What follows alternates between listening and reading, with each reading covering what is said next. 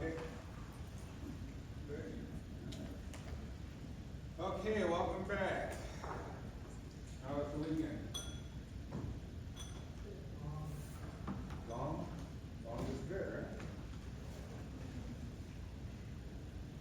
Everybody do anything cool?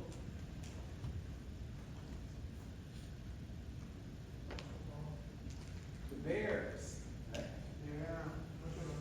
They're down. Hopefully it's not a fluke, right? And maybe by game 4 we'll know if they're real deal. What do you think? The Bears are gonna make it to the playoffs this year? We got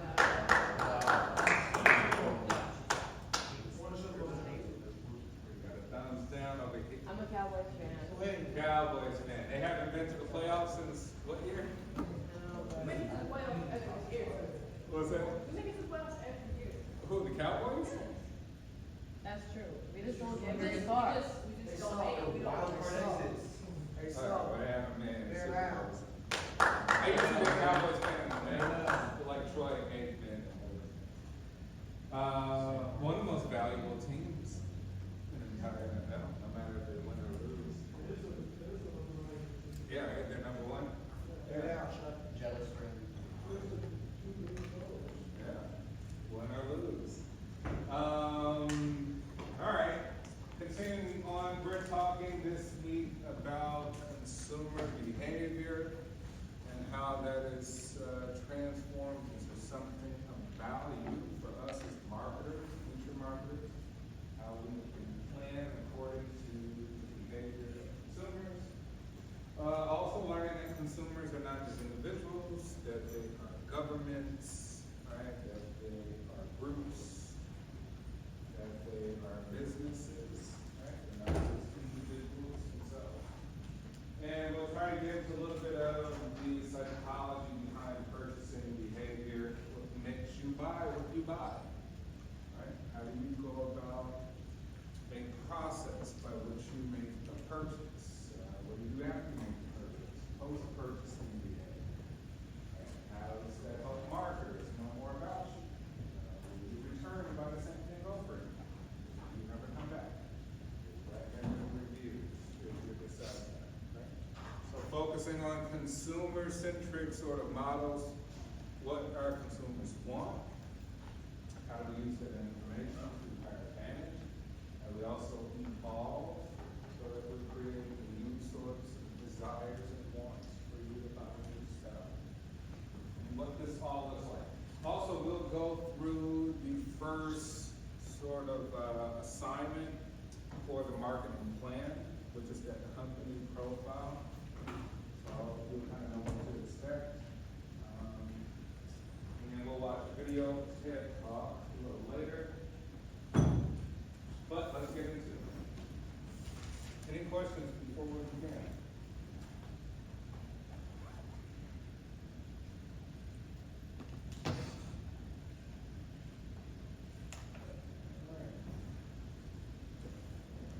All right, so understanding consumer behavior, your behavior, what makes you buy what you buy, right? A lot of factors to be included. One, you have a self-concept of who you think you are, right? You're looking out of your own eyes, you're using feedback from other people, trying to come up with an assessment of who you think. A lot of times it may not align with who we actually are, but that's not the point. We don't need to know that. We're more concerned with perception, right? In marketing, perception is everything. The sun is what color? Yellow. Sure. The sun is what? Classified as what? And stars is looking at nighttime of color. Right, perception is everything. The sun is no different. The sun is a white star, perceived as orangey yellowish because of visible light, electromagnetism, right? The band which we can see, which is visible to human beings. Which means it's perception. We perceive it as yellowish, orangey, whatever. It's white. Right? You can see that in that. Just like what it said. So So perception is a little bit different than oftentimes reality. We want to kind of hone in more onto how individual perceives themselves, what they value. All right, so say factors. Hey, one is social influences. Your peers, right? Your peers may be different than my peers. You may have a different demographic, maybe a different age group, right? You may have a whole different mindset because of that age group. Right? So that would be a big factor to differentiate. Other one is culture. Okay? We all come from culture. If we consider ourselves members of that culture or subculture, there's a tendency for us to buy and purchase very similar items to other people in different cultures or subculture. You think skaters look like skaters. Skateboarders look like skateboarders. They have an archetype, an actual sort of description. Athletes, sometimes you can kind of tell who's an athlete just by various reasons, right? Typically how they carry themselves, dress, et cetera, et cetera. Right? And then, our broader cultures, particular colors. Some cultures like vibrant colors, some like muted, some like very simple sort of things, some like extravagant sort of displays of things. Very important. Other factors too. Well, culture could be one thing, social influences, but if you don't have the money, it wouldn't matter, right? So you say income matters, what you can actually afford. Like, hey, they have exactly what I want, but it's the wrong time. Time matters. Right? And Dr. Jonas didn't have that chocolate frosted cake donuts. They ran out. Or I showed up late and it was stale. Never gonna buy donuts that way again. All of these things influence kind of how we make purchasing decisions. So this chapter, that's what we're gonna learn. All right. Okay, marketing stimuli, right? We'll start with the black box. The black box model is using sort of an idea of process by which we make decisions. So we say first, we have to identify a need. You've got it, well, I don't know, I feel like I could use something to eat. Right, okay, there's a need. I'm hungry. Right? My body says I'm hungry. Beyond that, I say, well, what do I have a taste for? Maybe I have a taste for fast food. Right, okay. I want something fast because I'm limited on time. Right? Time is of the essence. Beyond that, well, I've got to hey, what's actually available nearby? Time is of the essence. McDonald's, Chipotle, I would consider fast because that's where I do go now. Right? And some other places as well. Maybe beyond that, I say, well, I don't know. I don't feel like spending $15 at Chipotle. I'll spend $5 at McDonald's.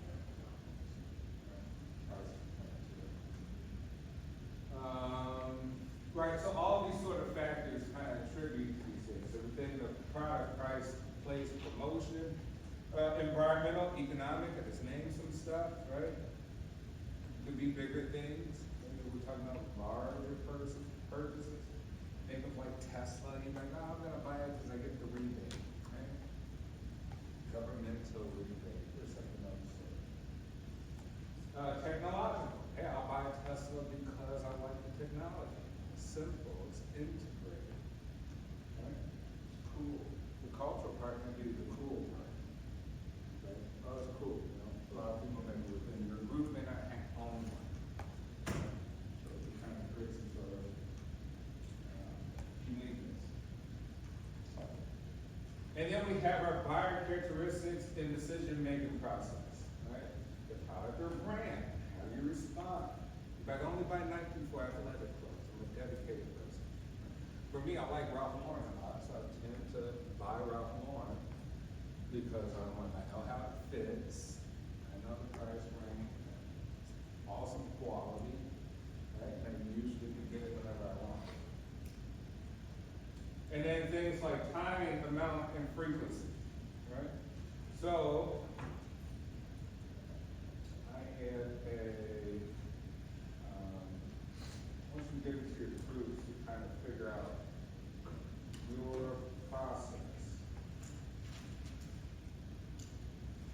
Alright, so we get in our groups, here's the question.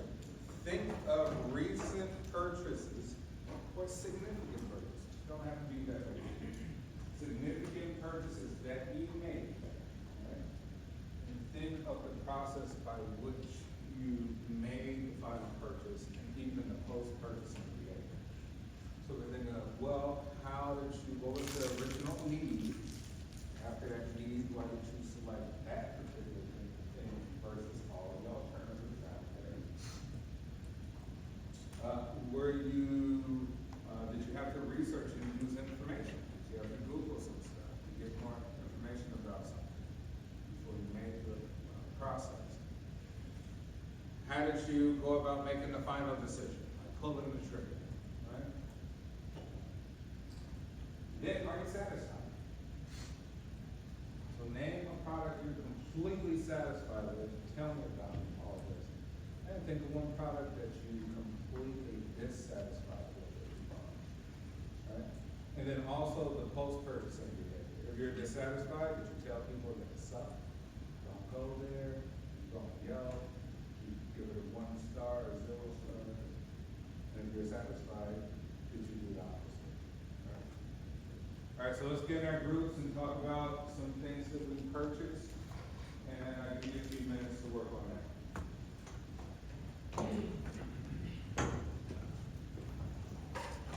So here's sort of the model that you could follow, right? Need recognition, problem awareness, information search, evaluation of alternatives, the actual purchase, and then post-purchase evaluation. So think of this in this 5-step process.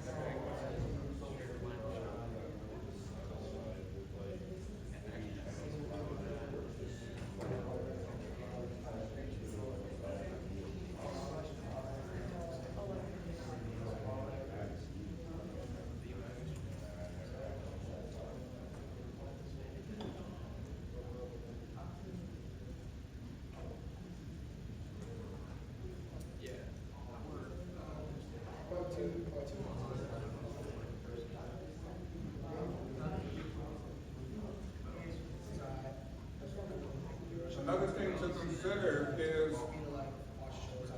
your original need. Was your original need rational or emotional? Did you end up buying something because it fulfilled an emotional sort of need as opposed to a logical?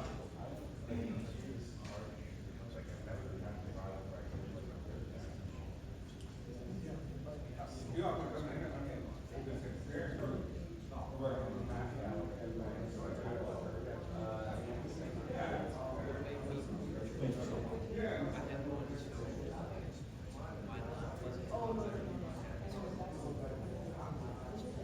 We have some visitors taking a PEAK class, so they're trying to be persuaded about consuming this product of Concordia University, which we're kind of learning. So let's give a round of applause to motivate.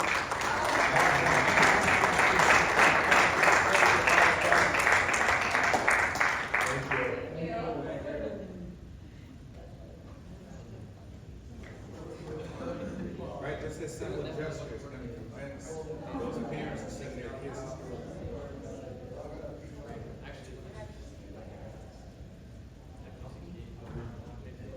And if it chooses to go to school, here we should all get a commission.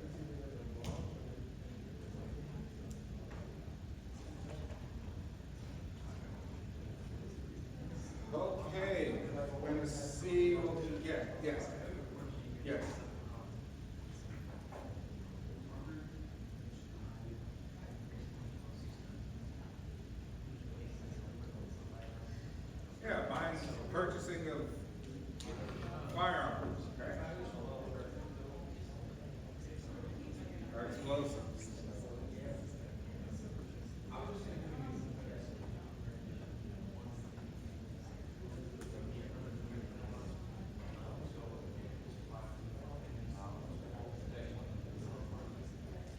Yeah. Okay, well, tell the rest of the class about it.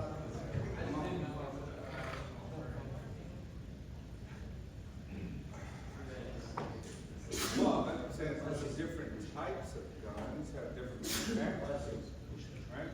So maybe you could say, hey, I choose to go with Rugers over Smith and Wesson because of yada, yada, yada, right? Eventually, I mean, there's still alternatives. Well, it's allergy season, so I can understand. All right, group, we'll go with the first group. Before that, greatest invention of all time. Well, one of them. Bottle water, right? Greatest invention since sliced bread. Right? But why do you pay extra $50 for the bread? Because we slice it. Can't you do it yourself? Right? Gimmicks. These are strategies and gimmicks and tactics. Bottled water? Who refuses to buy bottled water? Who just always fills up their canteen? People in California. Right? People in California. Greatest thing, what differentiates this from all other bottled water? And when you go to 7-Eleven or Jewel and you open the door, there's like 40 other brands. What's the difference between them? Flavor. Quality.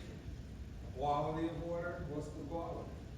There's different pH levels, there's like 9.5, 7.5, alkaline, acidic. And you're willing to pay, and some people are willing to pay extra, right?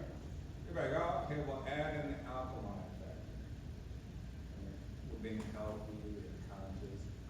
Someone will say, well, add a unique bottle. Who cares about the water inside? You want to pay extra because it looks like Smart Water or Boss, Fiji water, right? Right, that's where the value comes in. Because no one's gonna think that much if you're looking on researching about water. Right? So if you ever want to get into a major industry of trying to make $1 billion bottled water, all you gotta do is come up with a creative packaging. And that could be your sort of selling gimmick. What's so interesting about this one? What do they put in this one right here? What's an additional sort of ingredient? That was spring water. All right, spring water. What do they add? A pinch of mineral salt. But why add salt? Is that like an alkaline thing or something? Flavor. It helps with hydration. Right? So it helps with hydration. It makes you thirsty. Sure. But it still makes you want to drink another bottle. Right? So there's a lot of even thought going into a simple bottle of water to make you consume more than what you probably would consume. Make you pay more just for the packaging, or just for quote unquote, hey, your personality and characteristics. Right? Alkaline versus spring versus some other types of water. Okay, group one, what do you think? What are some of your thoughts? What was- Said like when hydroflask is like really popular thing because they're like standing now, I prefer the standing just because when I have a hydroflask, it never held my eyes as long as it's standing though. Like it makes less than 24 hours for the hydroflask, I'm standing with it for like more than 2 days. Hydro flask? Hydroflask, it's a water pump. Oh, hydro flask. Yeah. Does everyone know what a hydro flask is? Yeah. Okay. Explain us hydro flask. It's like a Yeti. Okay, so similar to a Yeti. Yeah, and it's literally like same, just different brand. Okay, so it's, you literally almost get the same exact Yeah. product as with different brand. This one? come before Yeti? Okay. And so, what about it? You said there were some alternatives or something? Yeah, like, instead of a light, they're going for the more models. And then they're also dead with the So were you dissatisfied or satisfied? Pretty satisfying. And what did you do after you purchased it?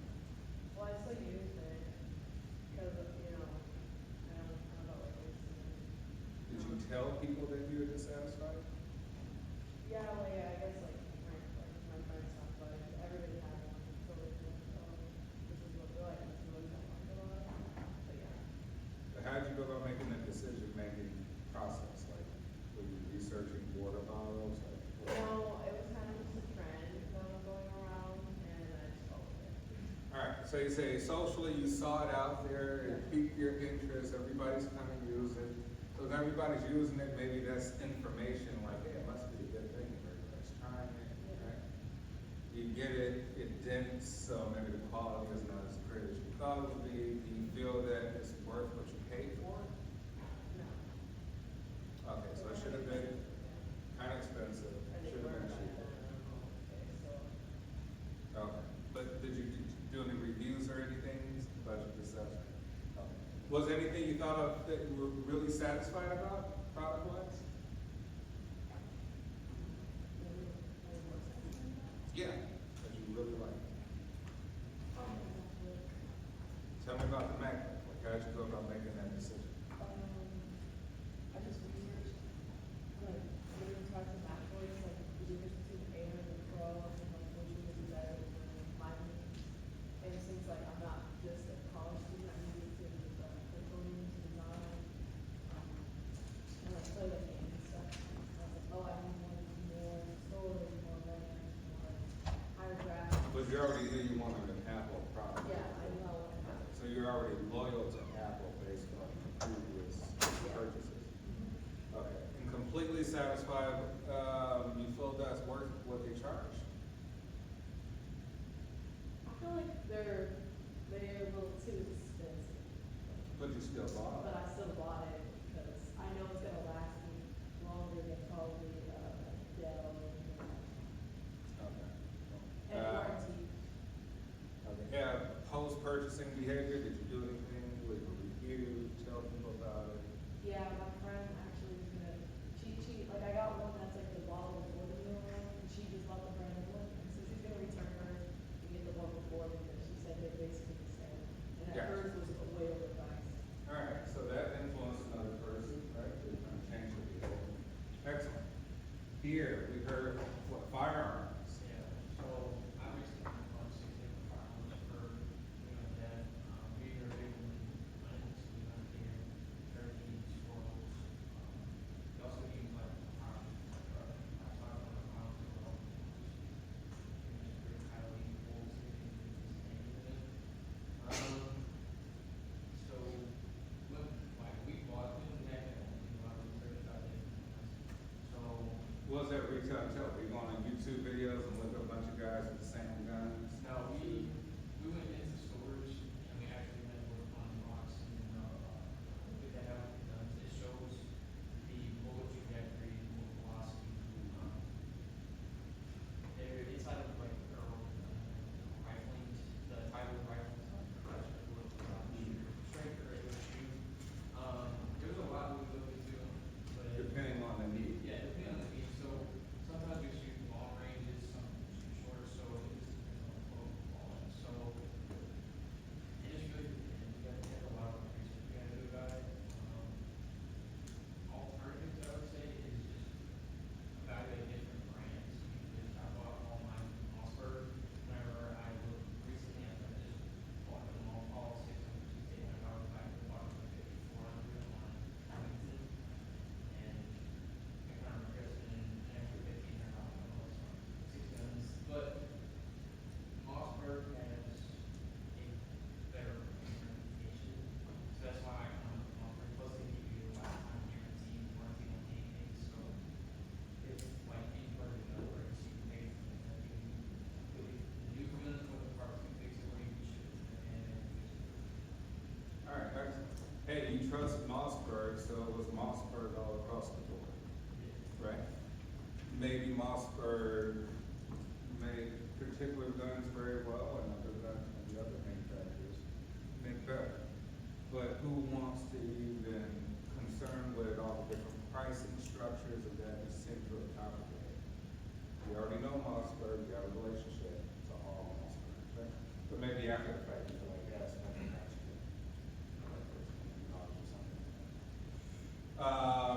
You ever leave reviews, or how do you ever convey, communicate anything about Mossberg to others? I have like one of my best friends back home, I have one Mossberg version, and he actually asked me about it because he had a whole extra rifle same time, just didn't bring, because he had a lot more problems with his, and getting jammed up a lot more, and mine stayed smooth, it still is smooth, and I don't have it for like 9 years now. So he kind of asked like what the main difference was, and I suggested Mossberg builds up a lot longer and a lot better. Plus I told him that, like I said, Mossberg guarantees their ability on the product. If it does break anything, you can ship it to them for free, no government shipping costs, and they'll fix it. And that's probably a big selling point for them, right? All right, actually, Mossberg. I own a couple of Mossberg guns as well.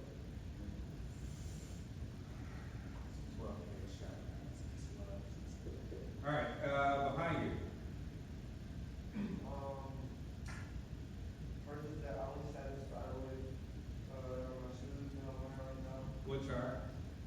They're called Kill Winners. It was a brand that I saw on Instagram before, and it was like a low-key brand, it wasn't like nothing crazy or popping like that. And so, I liked the price for them, it was like under $100, not too bad for my size, and so I bought them.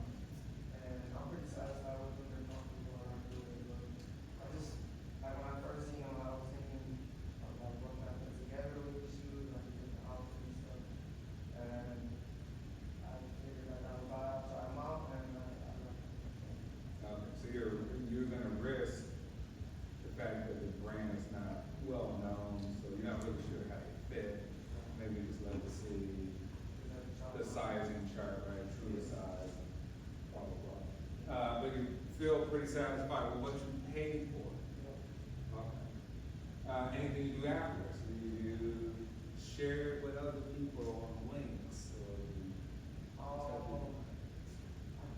I guess my mindset to it was like, if it wasn't already, like if everyone knows, got them already, I kind of want to keep it that way somewhere. Okay, so you want it to be unique. I mean, at the same time though, like it's not that big of a deal, like if people ask me about them, I'm just gonna tell them where I got them from and how much and stuff.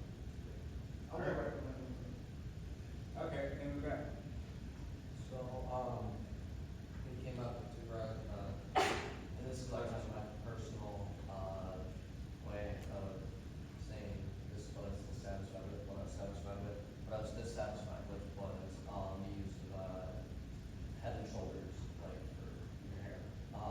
Like, my dad would, like, use this, use Head and Shoulders, it's gonna be best for your hair, I'm like, okay.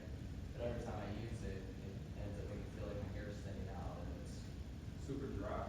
yeah, and it doesn't feel good, my scalp, it's not good. So, that's the one I'm like, no, it's not, I don't have a good experience with that at all. But one thing I am really, satisfied with is, of course, what I'm wearing right now, my Aerie boots. Because What brand are those? Aerie. Oh. ARIAT. So they're super comfy for me at least. I can walk around in these for a very long time. I can use them for work, whenever I'm doing stuff. For one of my buddies, I would do some farmer forms sometimes because I get a gain of cash and also a little bit of extra strength. So that's always a win-win in my opinion. And it also. Versus what you paid for. So like, they're worth what you paid. Yeah, they were like $180 and they were worth it. So, I mean, it was money well spent. I mean, I might, get another pair if I need to. Just like for other occasions, of course. Multifunctional, durable. Yeah, and they're long lasting too. And they also have a sense of style that I like. So, especially the stitching. And I think I'm the best boots sometimes. Maybe my Air Forces aren't very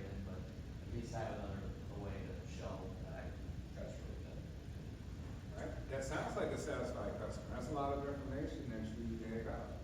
But I'm sure you get a lot of details of the booths, even throughout the course of only. What's the dissatisfied person? Oh, it was head and shoulders. That was head and Okay, that was the head and shoulders. Okay. And lastly, My most recent purchase was breakfast today. I got a ham, egg, and cheese croissant and a donut from the Live Cafe. I'm satisfied with it because, well, it's food, it's Concordia, it's good food. It filled me up, it did what it has to do. It was need-based, it wasn't emotionally, I think. you get it because of convenience, because it's here. Yeah, and it's a lot cheaper than spending $11, so it's the actual like, big thing when I just get filled up for less the price. So is your alternative the main sort of cafeteria or whatever? Yeah. Okay. What about in terms of like stopping at McDonald's or Dunkin' Donuts?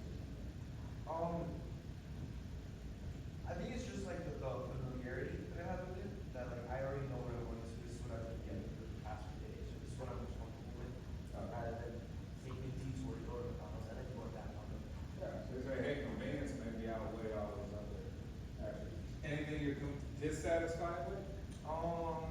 Not really. I mean, it did its job, nothing like that. Okay, but any other product you can think of that you've been recently dissatisfied with?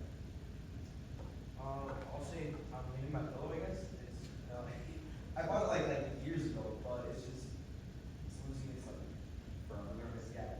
But at least I'm getting it. All right, excellent. All right, so we had a host of reasons on why we choose what we choose and pick. Some of us are very passionate about the things we pick. We think they're very unique. We think they're awesome. They should be awesome if we're satisfied, right? Others may find like, hey, I probably should have used a little bit more information for something. Didn't really live up to its expectations. But these are all process in the decision-making cycle. So what creates this sort of process? All right, so we say some influences is your age. You probably dress your age, right? For the most part, looking around, you may, and I probably dress my age, right? You may dress your occupation. Maybe it's like, hey, Professor Ross, you look like a professor, right? You might think, hey, you guys look like students, right? For the most part. Right? What is that? Right? Well, it's a perception, right? Economic situation, like, well, I can't afford Balenciaga as a student. I may want Balenciaga, right? You want to buy those new Yeezys, but at the same time, we're like, well, you know, economic factors are kind of preventing me from doing those things. Lifestyle, right? Your lifestyle is kind of subjective. It really depends on the amount of money you have, where you live, who you associate with, and also part of that self-concept. Do you see yourself as a pure luxury type of person? Do you care for that? Do you see yourself as a more functional only, and you care less for quote-unquote luxury items? Right? Those are your lifestyle. And then that personality and self-concept. That's the major driver. How do you consider yourself as an individual? All right, so with the age, we say, hey, buying habits are vastly different amongst different ages. Baby boomers, right? Talk about maybe your grandparents, apparently 60s and 70s. Key categories. You're not going to the pharmacy all the time. Probably not, right? Your grandparents are. It's probably a lot of what they talk about is healthcare, going to the doctor appointments, right? Medication they have to take every day. Household items, right? Picking up little knickknacks around the house, flowers and things like that. Wine, right? Wine seems to be a major, getting a little lit now and then. Books, reading is important. Cosmetics and skincare, right? Trying to rejuvenate, trying to be youthful at an advanced age. Gen Xers, born between 65 and 80. Higher in brands, right? So we say, hey, at this stage, 40s and 50s usually is when you make the most money in your lifetime. And it's probably usually the most intelligent you'll be in your entire life. in your forties and your fifties. Beyond that, you know, you kind of degenerate a little bit. Cognitive. So you say, hey, high-end grants is important. By forties and fifties, you should have a really established career, you should have really good money, and actually really buy what you actually want. And maybe you got experience in almost quality in that, right? You got a lot of experience in almost really good quality. Gen Y or millennials, 20s and 30s. Natural ingredients, right? Being healthy, super concerned, right?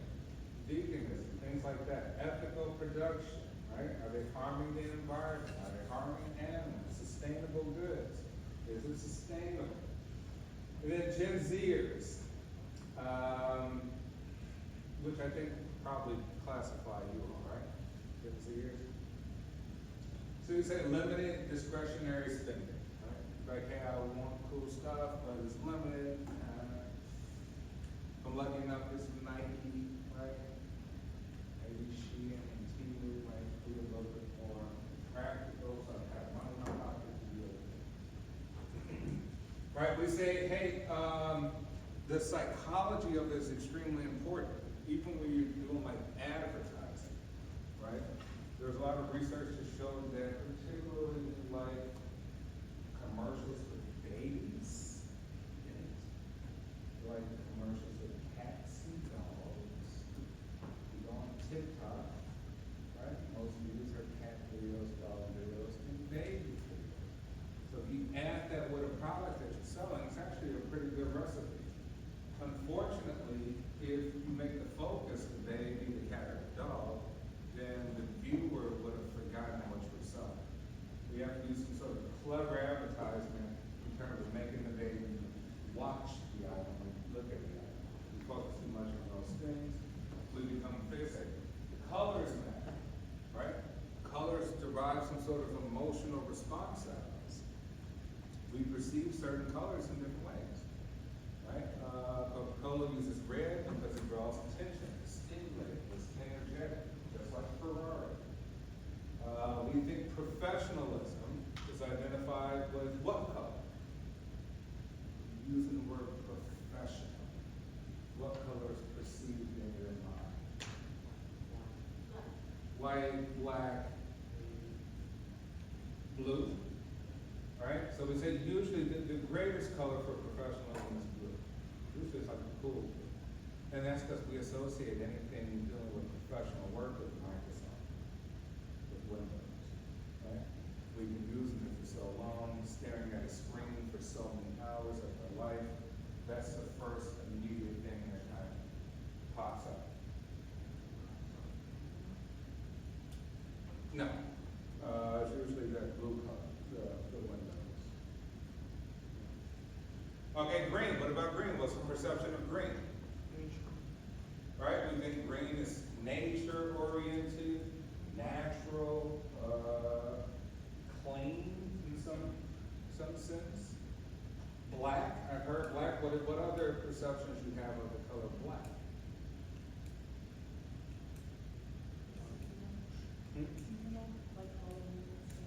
Okay, very seasonal, right? Maybe you can't wear black all the time. Emo? Yeah, you might be like, yeah, you might attribute it to like gothic or emo or something like that, dark kind of mindset. I forgot what I was gonna say. What was said here? What was the running joke that Started. right, hey, we say colors are feeling, they derive some sort of emotional response. This is deep psychological process. When you think of Apple, Apple uses the white boxes because of what? Why do you think Apple uses such simple white boxing packaging? What's the color? So you clean, minimal, do something. Yeah, we say, hey, it goes with the philosophy. Apple's about minimalism. This is about clean sort of representation, like aesthetically clean looking things. And that has to be conveyed even with the packaging, right? cycle stage. Hey, we all go through progressive life phases, so does a product, right? So that influences your buying decision behavior. Once we say life cycle is you're gonna make different purchases at different points in your life. Some other factors, motivation, right? How are you motivated? Hunger is motivation. You're hungry, that means you wanna eat. Now, a whole bunch of processes have to go through to decide what to eat or what to drink. Learning, how are you conditioned? Who conditioned you? What's the mental program you're running on? Perception, we covered that. Your beliefs, your feelings and attitudes. You're like, hey, I only buy green, quote unquote, green or sustainable or responsible or ethical products because of my belief system. Right? I think that this is important. I value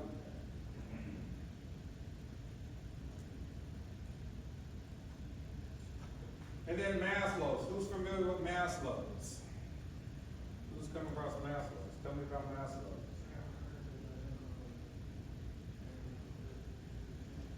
Right? We're just looking at the bottom and the top. We're trying to understand what motivates people based on process.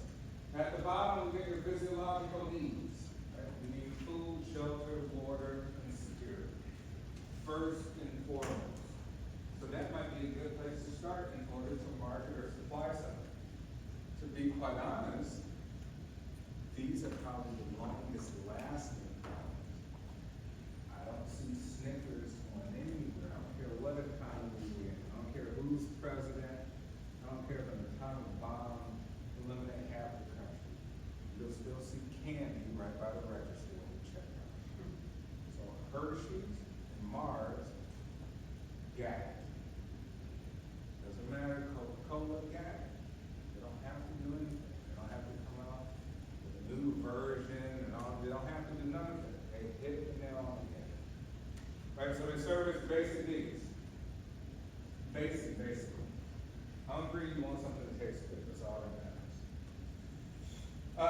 And then we say safety needs to be next, right?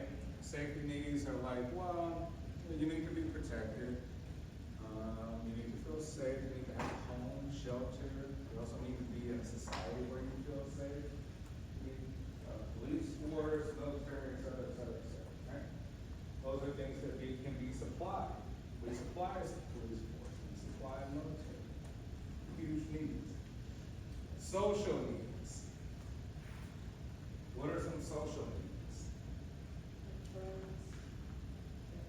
Yeah, you say human beings are social animals. If you decide to pack up, go move to Montana into a cabin, don't be on your phone anymore, right? Go garden, go off the grid. Right, man, that's an awesome idea. Fortunately, you'll die probably on average 10 to 15 years earlier than you would if you were in real society. It's pretty accurate, yeah. You'll die, other factors attributed to your own health. But yes, your cells will begin to die as soon as you have no longer a purpose for what created you for. Right? You're built as a social animal. Your neurons are actually created by communicating with them. Of course, yeah. So it all is compiled. Loneliness, depression, isolation, definitely degenerates the brain because it no longer sees a function of use. You can't just be alive just to be alive according to nature. Nature also has to see a function. Yes. Yeah, of course. You gotta have something, right? So people who are advanced age usually get a pet that helps. People who are advanced age with no children or grandchildren that come visit them or see them tend to go pretty quick. People who are advanced age whose husband or wife dies usually dies within 1 to 2 years right after. Right? A natural phenomenon. We're social animals, right? So we need those social needs. We need connection. We need all sorts of things. Esteem. What are esteem needs? Yeah, something to make me feel valuable, right? you're here to get, a degree to feel valuable. And you'll find there'll be reference against other people who don't have degrees, right? Help you get a career, and that career will make you boost your self-esteem. You'll get stuff that you didn't have before. Nice outing, take some cool trips to eat, right? Goodbye, and that'll make you feel good. You'll feel great about yourself. You'll build yourself. And then what's self-actualization?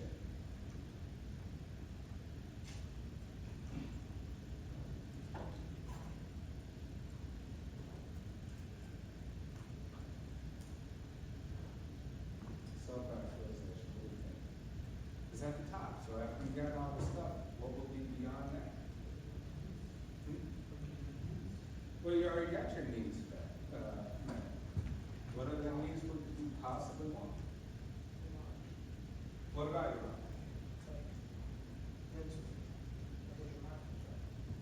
Yeah, you might think of your purpose, your reason, right? So self-actualization, maybe coming to a fundamental truth about yourself, about existence.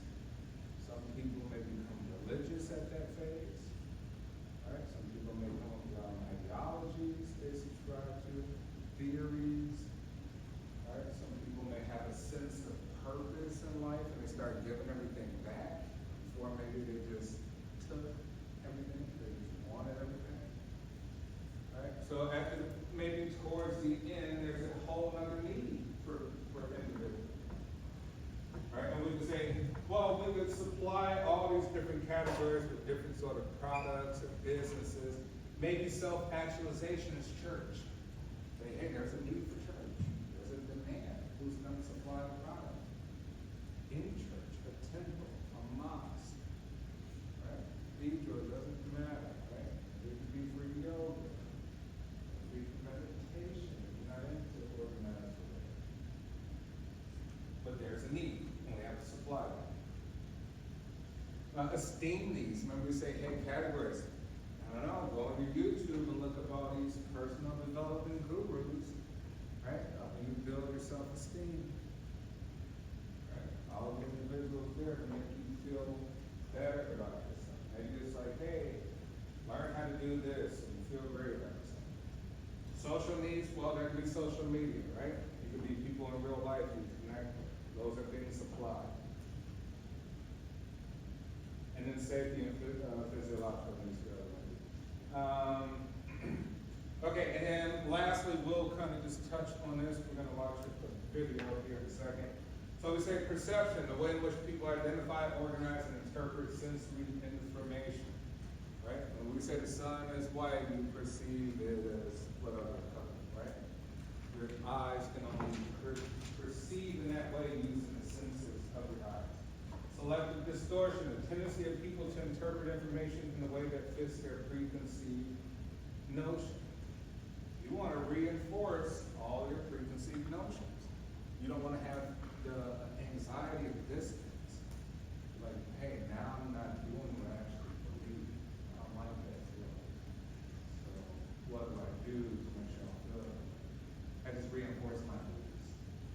So if you watch Fox News, might be a good chance to be like, I don't want to watch CNN. Like, if they say anything factual, I might have to reject those facts. And CNN watchers may say, I'm not watching Fox News.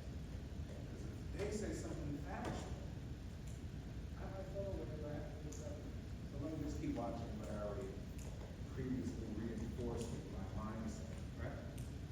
Because we all want to feel good over anything. Throw the morals and ethics out the window. Feeling good is number one. We like to get away from anxiety. All right, selective retention, a bias in which people are more likely to remember messages that are closely related to their interests, values, and beliefs. Remember, in terms of memory, in college, you're probably going to only remember 3% of all the stuff you're learning. The stuff you will remember, you might think, okay, that was familiar. Okay, I'll keep that. Hey, that's new or novel. That's new information. But even if it's new, it's still got to be stimulating to my mind in order for me to even pay attention to it. So novel information is good, familiar information is good, and information that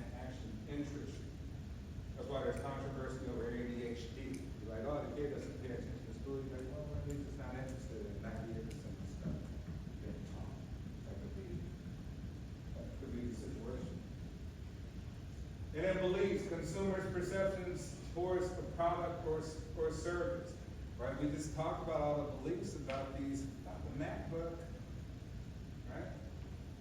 The Apple users and the Android users can argue all day, right? Who's better quality options, what's the overall better product. And then learning, a factor in buying behavior, because behavior is learned. We're constantly being conditioned by many ways, right? We're constantly being influenced. Okay, we're gonna watch before we watch our video here, let's go through the syllabus and take a look at our marketing assignment. Okay, so has anyone started to look into building a company profile in terms of your groups? Anybody have ideas about what companies you would like to? So, is this like what we're making Well, I mean, it could be one that's pre-existing. That's your choice. I would more prefer, I think it'd be kind of nice if we found a company nearby, local, but I'm not gonna limit you to that. I think I need to go through some of these. That would be kind of cool, maybe even make a real contact, to like a local business or something. If you want to create your own business, you have the liberty to do so, so that you'll be more motivated. What pre-existing businesses you can also do steps, right? Find it easier for you and your group to.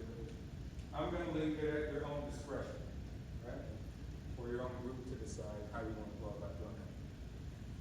But you still got a couple weeks, so no stress right now, because this is due at the end of module 5. We're on module 3, so you have a little bit of time. All right, so you'll be within your groups, and then we're looking for a company profile of your marketing plan. Remember, the whole class is kind of based on building a complete marketing plan by the time it's all said and done. This is the first part.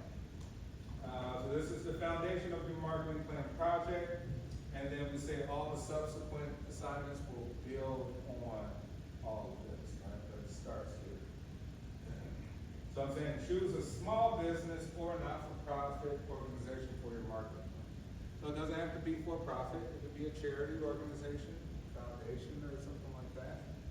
Not-for-profit, what's the difference we said, not-for-profit versus for-profit? Do you understand what the difference is? Yeah?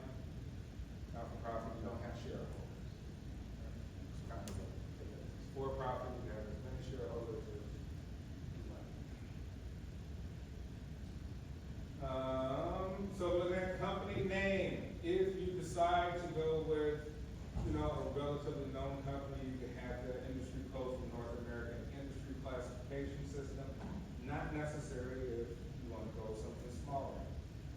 Headquarters. If it's something small, just be there at one location. Right? If it's a corner store, if it's a small restaurant on Harlem or North Avenue or something, that could be the headquarters, right? Year founded, right? When was it established? The number of employees. We'll look at estimated annual revenue. We'll link to a website if one is available. And then financial information plan. Now, if you're doing a large public company, that's kind of all easy to find, right? On the website, especially if they're on an index for stock exchanges. Yep, so that'd be APA writing template. So just one assignment per team. And I'm sure all team members' names are included. And yeah, that's about it. Any questions with that?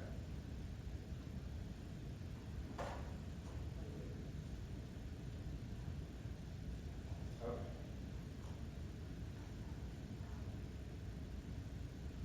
All right, so we're gonna watch a TED Talk video on what will happen in the marketing age of AI.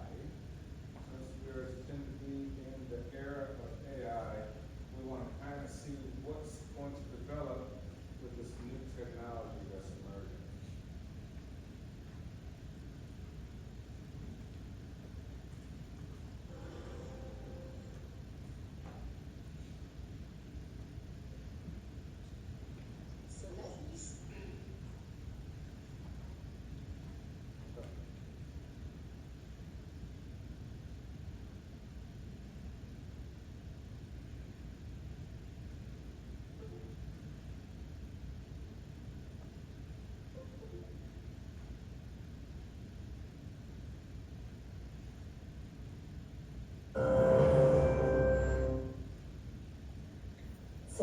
start by bringing you back in time. We are 30 years ago, and the first word processors and spreadsheets are about to hit the market. And the whole economic world is bracing for the next big productivity revolution. The promise at the time was we'd all spend so much less time writing, drawing slides, computing numbers on the calculator. And here we are, 30 years later, and the promise has come true. We all have so much leisure time on our hands, and personally, I only work 2 days a week. No, of course, I'm just kidding. The reality of what has happened 30 years later is we don't work less. We just write much longer Word documents. And our PowerPoint decks have gone from 6 slides to 50 slides. And I say that as a consultant. Also, we engage in much more complex decision making because the amount of data that we have to process has just exploded. And why is that important today? Well, generative AI is coming, and it's coming to be embedded in the core of our organizations and the way we work, and that will be the next big productivity revolution. So the question becomes, how do we set ourselves up to actually seize this productivity opportunity? I'm a marketer. I spent all my career in marketing and also advising marketing professionals. Now, some say marketing is the #1 impacted function out there. Some say the productivity impact in marketing is as high as 50%. So that question of how can I seize that productivity opportunity is super high on my mind right now. And I want to make a case, it should be super important to you all as well, as business leaders, but also as consumers. So what will happen to marketing?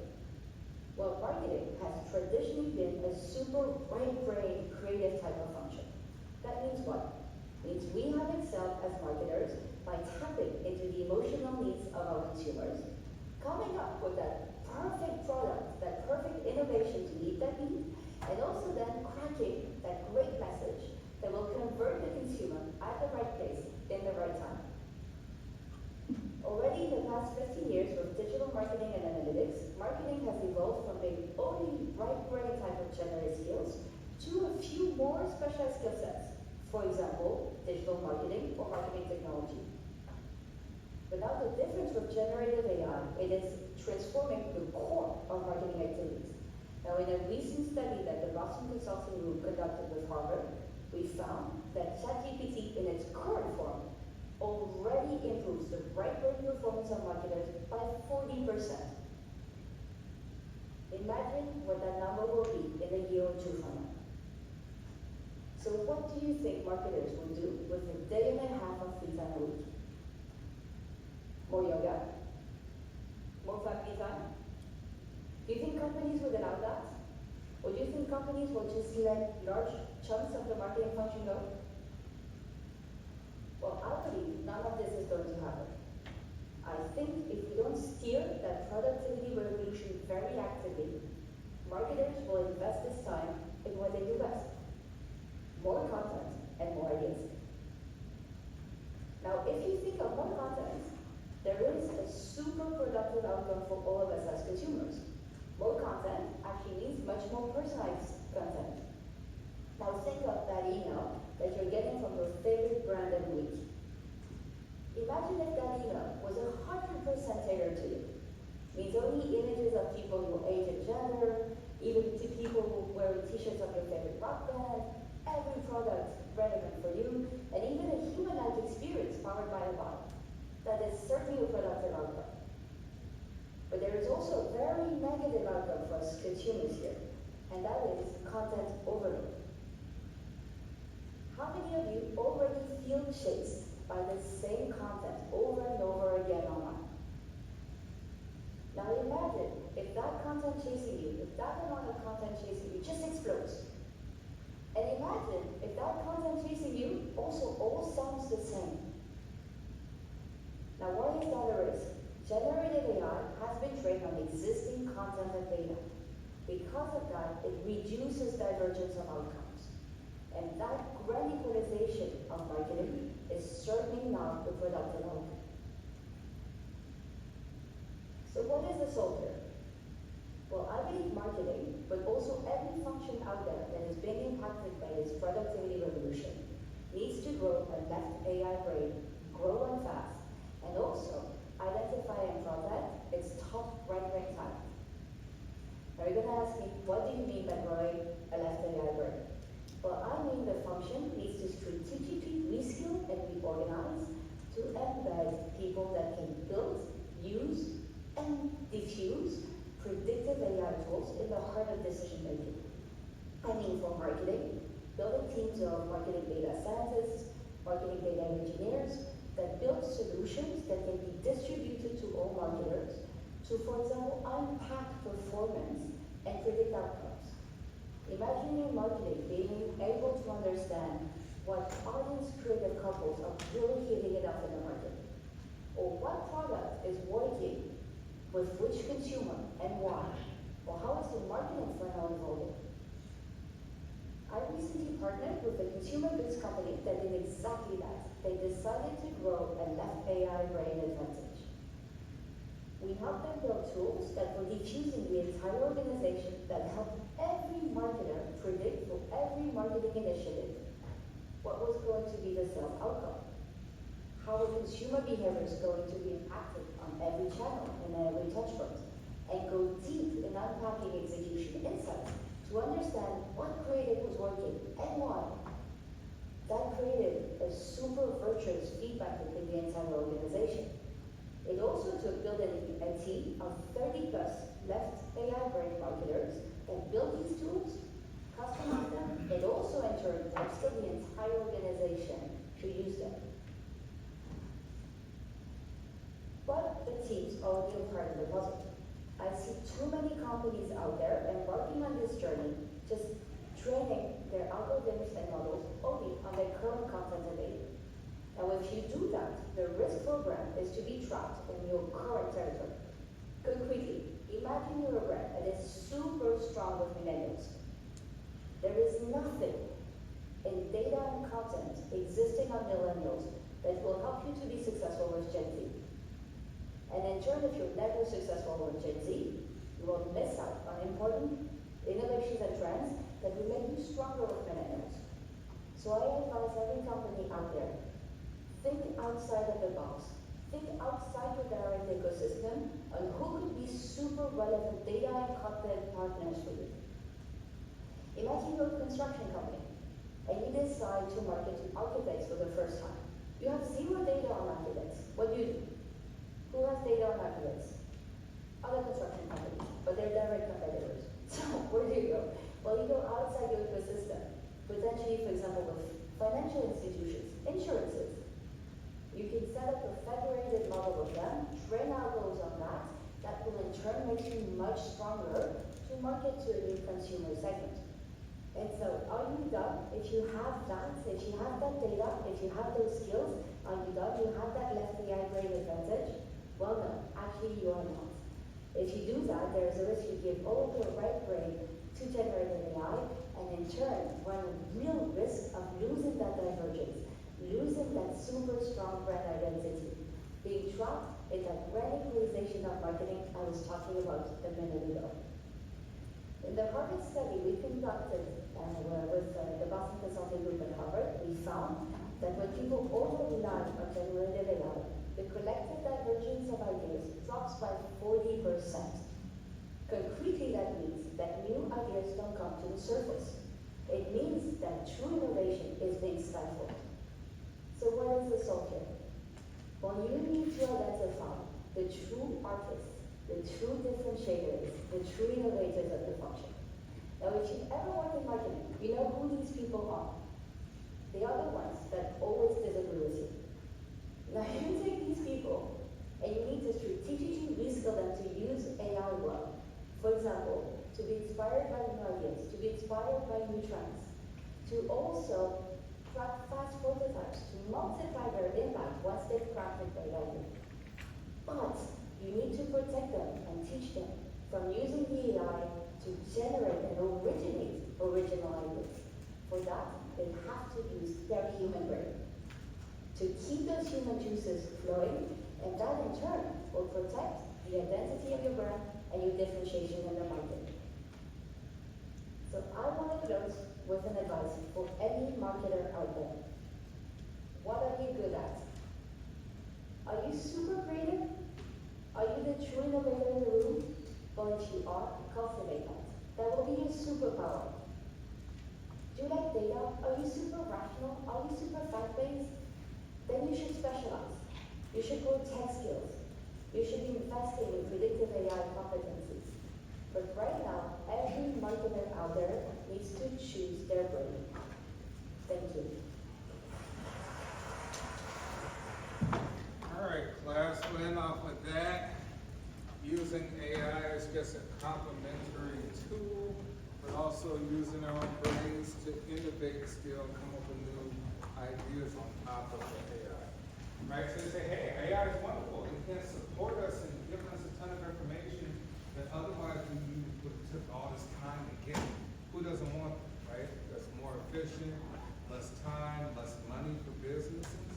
But we still want to use your own brain to come up with innovative new ideas that you know real human beings want, right? AI can't give you everything about real human sort of behavior. All right, I will see you on Thursday. Have a great rest of your day.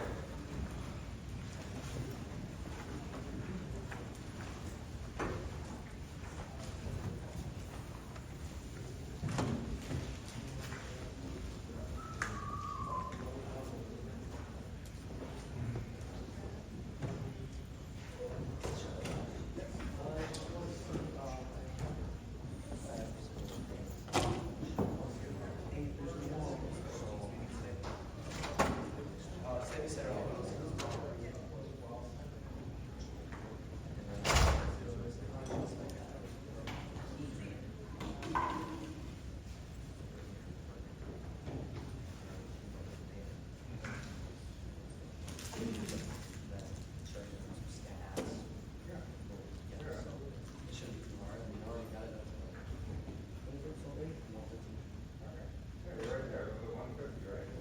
115, and then we got 35 to reach there. I'll get it. I got you. All right, I'll get you.